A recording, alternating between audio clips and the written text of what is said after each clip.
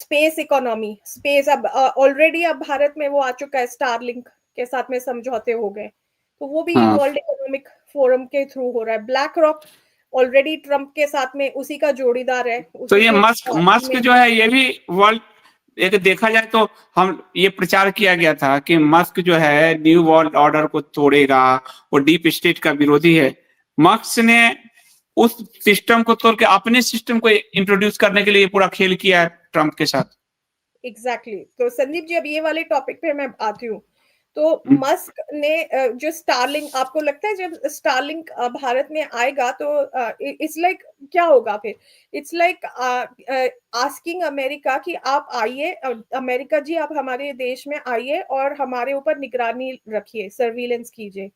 तो ये जितने भी, ये मस्क एक मुखौटा है। कई लोगों का मानना है कि जो ये स्टारलिंक है, इसके पीछे जो माइंड्स और ब्रेन्स जो वर्क करते हैं वो सब डिफेंस के, वरना मस्क को भी अमेरिका में ऑपरेट नहीं करने दिया जाता। मस्क एक मुखौटा है।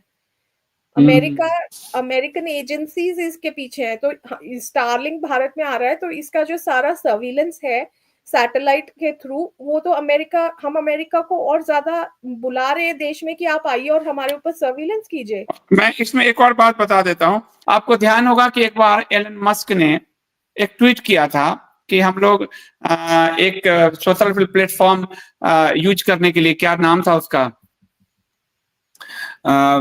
जैसे टेलीग्राम, व्हाट्सएप है, और एक और है ना बहुत, इंस्टा, नहीं टेलीग्राम, नहीं, टेलीग्राम और बड़ा फेमस है वो।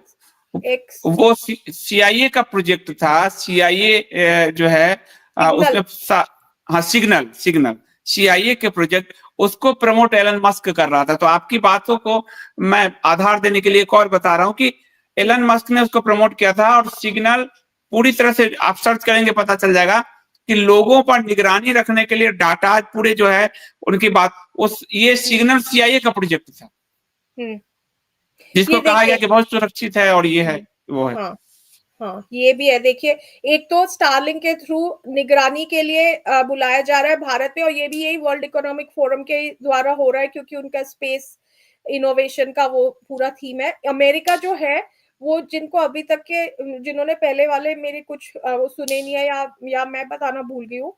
America was establish by free masons, ठीक है। अमेरिका वॉज फ्री मेसन का प्रोजेक्ट। वो पूरा जो देश है उसकी स्थापना ही फ्री मेसन्स ने की है। उनके सारे फाउंडिंग फादर्स फ्री मेसन थे। उनका जो जो व्हाइट हाउस के नीचे वो जो फाउंडेशन स्टोन है वो भी फ्री मेसनरी है। उसके सारे वो प्रूफ, पिक्चर्स के साथ में एविडेंसेस है। तो अमेरिका जब हम सोचते हैं तो हमें थोड़ा उस माइंडसेट से सोचना चाहिए, फ्री मेसनरी, ठीक है। तो ये फ्री मेसन्स को ही हम दावत दे रहे हैं और ज्यादा कि आप आइए और हमारे ऊपर निगरानी रखिए। ये तो हो गया सैटेलाइट्स का। अब एक और मैंने वो उसमें आपको टेलीग्राम पे शेयर किया था, वो होगा क्योंकि पहले भेजा था, कि डाटा सेंटर्स।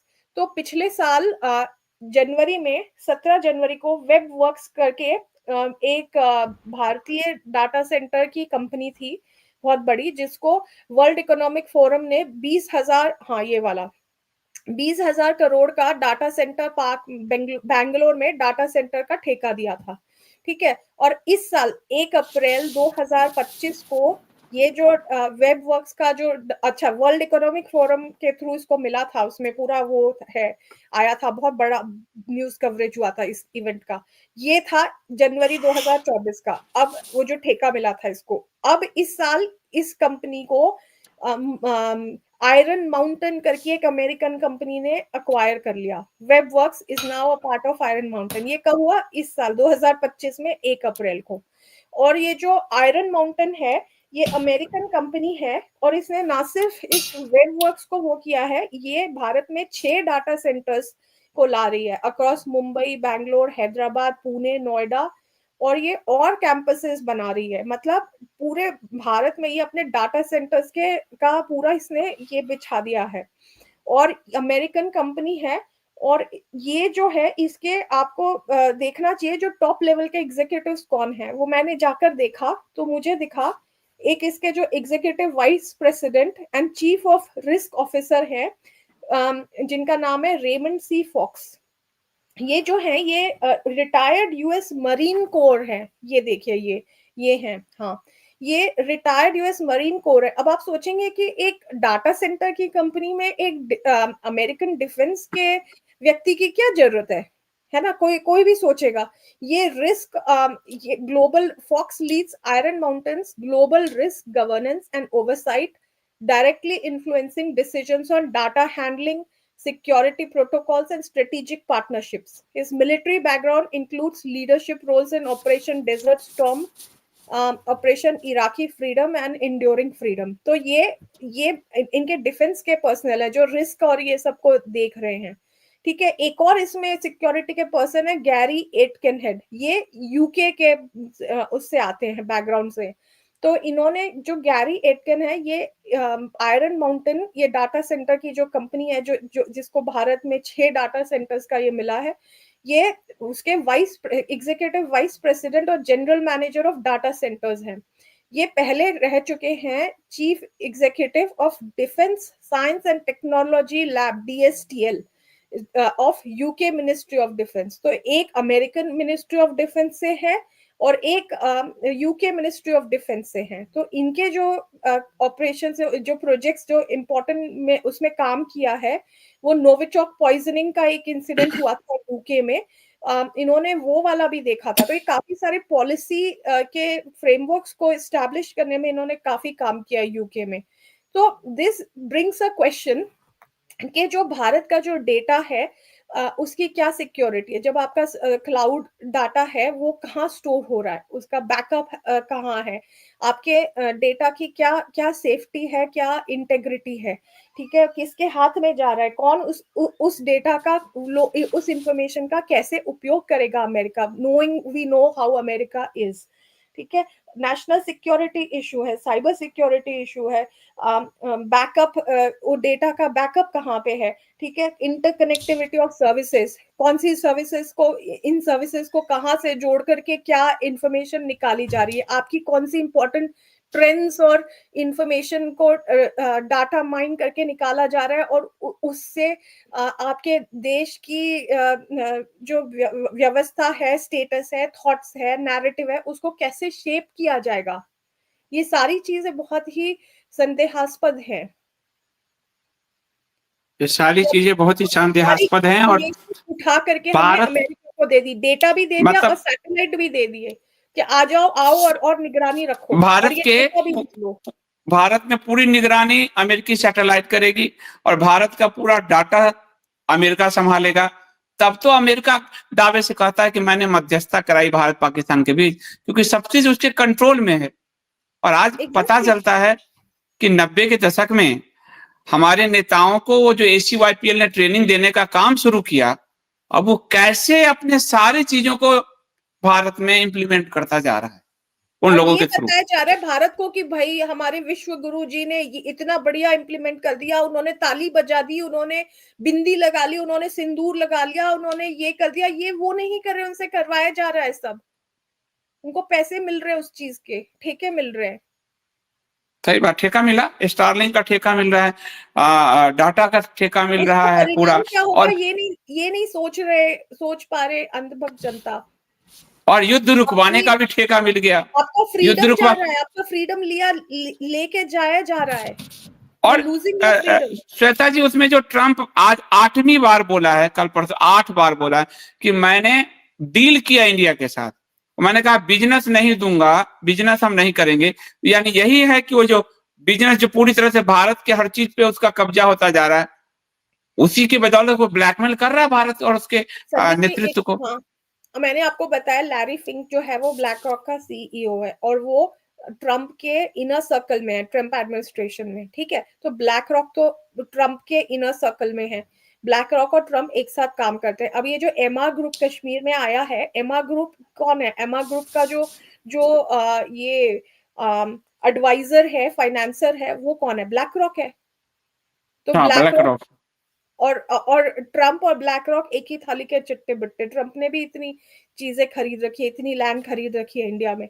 तो हम इंडिया की तो संप्रभुता, तो युद्ध रुकवाने के एक दिन में ही ट्रम्प का जो टावर है गुरुग्राम में, जब उसका ओपन हुआ जमीन का, एक दिन में 3,500 करोड़ रुपए कमा गया वो। आज तक कोई भी प्रोजेक्ट एक दिन में सेल नहीं हुआ होगा, यहाँ सेल करवा दिया गया उसको। ये उसको ट्रंप को मध्यस्थता कराने के एवज में यहाँ के लोगों ने ट्रंप को एक दिन में, ट्रंप की कंपनी को 3500 करोड़ का धंधा दे दिया। हाँ, तो ब्लैक रॉक तो वो एमआर ग्रुप का कंसल्टेंट है और ट्रंप के साथ में भी जुड़ा हुआ है। ट्रंप की काफी सारी कंपनीज ये ब्लैक रॉक ही मैनेज करता है। पूरी दुनिया में उसका वो है, और अब भारत में तो उसको बिल्कुल रेड कार्पेट बिछा के बुला दिया गया है। ये ब्लैक रॉक रेड कार्पेट खुलेआम मिल रहे हैं, खुलेआम मिल रहे हैं। इट्स नॉट इवन अ और हिडन। भाजमुल्लो ने उसके लिए यज्ञ किया था, ट्रंप को लाने के लिए भाजमुल्लो ने यज्ञ किए थे। और देखिए, मैंने एक लाइव में बताया था कि अब राहु दशम भाव में आ गया और वहां से भारत के मंगल को वो कर रहा है। मंगल होती है धरती, मंगल भू होता है लैंड, और वो सीधे राहु अब दृष्टि डाल रहा है for the next 18 months, 1.5 year. ये सब चीजें हमें बहुत दिखने वाली हैं। भारत का लैंड फॉरेन हाथों में जाने वाला है, कंट्रोल बढ़ता जाएगा। तो आपके डेटा के ऊपर कंट्रोल है, आप क्या कर रहे हैं उसके ऊपर पूरी निगरानी है। आप अपने आप से कुछ कर ही नहीं सकते, और साइंटिस्ट अलग आपके निपटाए जा रहे हैं संदेहास्पद स्थितियों में, और कोई उसके ऊपर कोई इन्वेस्टिगेशन नहीं, कोई एक्शन नहीं, कोई भी सेफ और नहीं यहाँ के, अब यहाँ के नेता के रगों में खून नहीं, सिंदूर दौड़ता है तो उबलेगा भी नहीं, अब वो गर्म भी नहीं होगा कि भारत की संप्रभुता को बचाने के लिए खून में जो उबाल होना चाहिए वो होगा नहीं, क्योंकि खून की जगह सिंदूर दौड़ रहा है। सही तो बात है। भारत की संप्रभुता से कंप्रोमाइज साफ साफ दिख रहा है। तो इन सब से बचने के लिए यही कर सकते हैं लोग कि अपने फोन उठा के फोन यूज करना बंद कर दीजिए, पर फिर काफी सारी चीजें शायद ऐसी आ जाए जो फोन के बगैर कोई कर ही ना सके, फिर पॉसिबल कुछ नहीं है। हो ही नहीं पाएगा। वो तो लोग तो फंस गए। अब हम लोगों को यह है कि अपना काम करें, अपना अपना काम करें, थोड़ा सावधान रहे, और तो हमारे कंट्रोल में कुछ है ही नहीं। वही आपने पूछा ना, क्या कर सकते हैं लोग? क्या ही कर सकते हैं, कुछ नहीं कर सकते। और अपने अपने आजकल चेतना, आपके जो नेता है, आपके क्या, हमारे भी यहाँ पे ऑस्ट्रेलिया में भी वही सेम हाल है।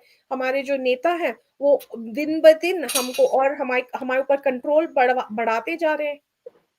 कहीं ट्रीटियां साइन हो रही हैं, कहीं एमओयूज हो रहे हैं, कहीं डाटा सेंटर्स को पूरा का पूरा अधिकार दे दिया जा रहा है, कहीं सैटेलाइट्स को लाया जा रहा है। तो क्या ही कर सकते हैं। पैसे वालों का ही दुनिया है देखा जाए तो। आम लोगों का तो क्या है, हम लोग सिर्फ लाइन में खड़े होके उनके मशीन की रक्षा कर सके कि मशीन सही चल रहा है, इसलिए हम लोग लाइन में लग के वोट दबाते हैं, और वो बटन भी दबाते हैं। संदीप और जी, लोगों को लगता है कि बाइडेन चला गया तो हम ट्रंप को ले आए, या मनमोहन चले गए तो मोदी को ले आए, तो कुछ अलग करेंगे। कोई अलग नहीं, वो सेम, सब सेम ही रखना है, कुछ नहीं बदलने वाला है। ये बस लोगों कुछ को भरमाने के लिए है। ये फ्री मेसन्स की टेक्निक होती है कि जब लोग परेशान हो जाए तो बस चेहरा बदल दो, पर काम वही चलाओ या उससे भी बेकार कर दो, और लोगों को पता ही ना चले। लोगों को अच्छाई का मतलब, लोगों को पहले प्यासे रखो, फिर 2 बूंद पानी दो तो कहे बाप रे इसने हमें पानी दिया, फिर लोग उसके पीछे पीछे चले जाएं। यही स्थिति जो है क्रिएट किया जा रहा है।